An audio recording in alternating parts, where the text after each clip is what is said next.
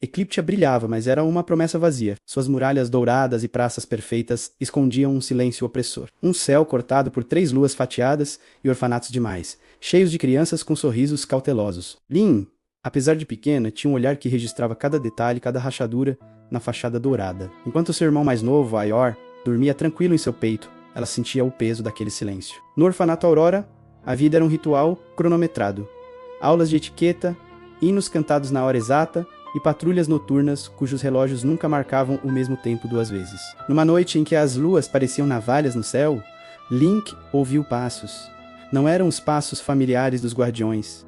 Vinham do porão. Um medo antigo, mas afiado, a impulsionou. Ela chamou Itea, a menina que lia símbolos como se fossem palavras sussurradas, e Corvin, o garoto de reflexos felinos que sempre carregava uma faca que nunca usava. Juntos, desceram para a escuridão proibida. O ar ficou pesado, frio. Os passos os levaram a uma porta de madeira antiga, selada com runas que pareciam se contorcer sob a luz da lanterna. Corvin, com um movimento rápido, forçou a fechadura enferrujada. A porta rangeu, revelando uma cena que paralisou os 3 no centro da sala. Um círculo alquímico pulsava com uma luz negra, absorvendo a própria escuridão ao redor. Pilhas de diários empoeirados e mapas detalhados da cidade cobriam as mesas, e Thea se aproximou, seus dedos traçando os símbolos nos mapas. Isso não faz sentido, ela murmurou. As linhas, elas se conectam sob a cidade. É como um corpo Lin pegou um dos diários. A caligrafia era elegante, mas as palavras eram de gelar o sangue. Falava da ordem do eclipse e de um propósito sombrio para a cidade. Ecliptia não era uma cidade. Era uma gaiola, uma prisão gigantesca construída para conter algo antigo e faminto. As muralhas douradas não eram para proteger, eram para selar. E as crianças... O diário as chamava de âncoras espirituais, baterias vivas usadas para manter a criatura adormecida. O estômago de Lin se revirou, cada sorriso forçado, cada canção ensaiada, tudo era parte de um mecanismo macabro. A cidade se alimentava da inocência deles para manter seu segredo. Ela folheou as páginas com dedos trêmulos, o coração martelando contra as costelas. Viu listas de nomes, datas, designações, e então encontrou o que temia, uma página recente com uma lista intitulada Próximo Estoque de Encoras. E ali no topo estava o nome dele. Aior, o ar fugiu de seus pulmões. O rostinho adormecido de seu irmão brilhou em sua mente. Tão puro, tão inocente, o mundo de Lin se reduziu àquele nome, e à sentença que ele carregava. O medo deu lugar a uma fúria fria, uma clareza cortante. Ela fechou o diário com força. O som ecoou no silêncio do porão. Olhando para Itea e Corvin com uma determinação de aço em seus olhos, sua voz saiu firme, um juramento gravado na pedra. Eu não vou deixar que leve meu irmão.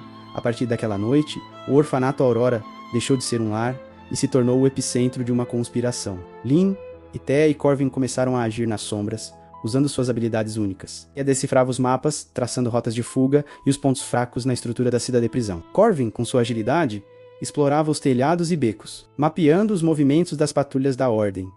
E Lin, com seu olhar observador e sua nova determinação, se tornou a estrategista, a mente que unia as peças do quebra-cabeça. Eles encontraram mais segredos nos diários, histórias de uma rebelião antiga, sussurros sobre um templo escondido no deserto além das muralhas, um lugar de poder ancestral que poderia ser a chave para libertar a todos. A fuga não era apenas sobre salvar Aior, era sobre desmantelar a mentira de Ecliptia. Era sobre honrar as incontáveis crianças que já haviam sido sacrificadas. Eles sabiam que a Ordem do Eclipse era poderosa, seus guardiões implacáveis. Cada passo era um risco, cada sussurro poderia ser o último, mas a imagem de Aior e de todos os outros rostos no orfanato os impulsionava. Eles descobriram que a cerimônia de colheita aconteceria durante um raro alinhamento das 3 luas, um evento que se aproximava rapidamente. O tempo estava se esgotando. Numa noite de ventos vivantes, disfarçados com mantos escuros roubados, o pequeno grupo colocou seu plano em ação. Aior, sonolento e confuso, foi levado em silêncio por Lin.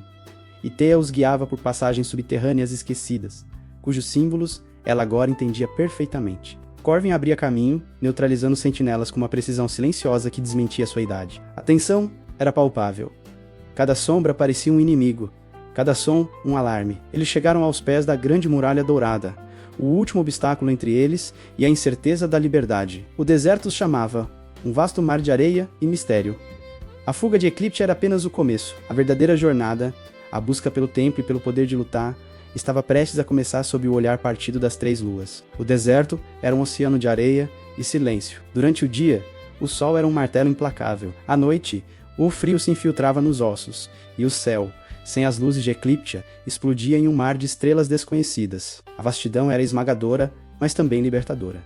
O silêncio não era opressivo como na cidade. Era um silêncio vivo, cheio de sussurros carregados pelo vento. E Thea dizia que podia ouvir a memória das areias, ecos de histórias antigas gravadas nos grãos. Seguindo um mapa estelar encontrado nos diários, e a estranha intuição de Thea, eles caminharam por dias, a comida e a água começaram a diminuir. A esperança, por vezes, parecia uma miragem distante. Lin sentia o peso da responsabilidade a cada passo.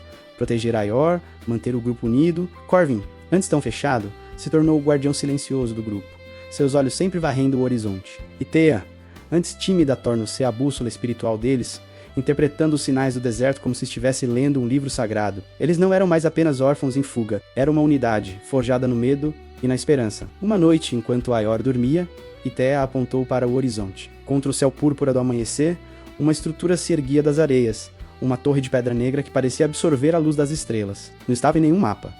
O templo, ela sussurrou, com reverência. Ele nos encontrou.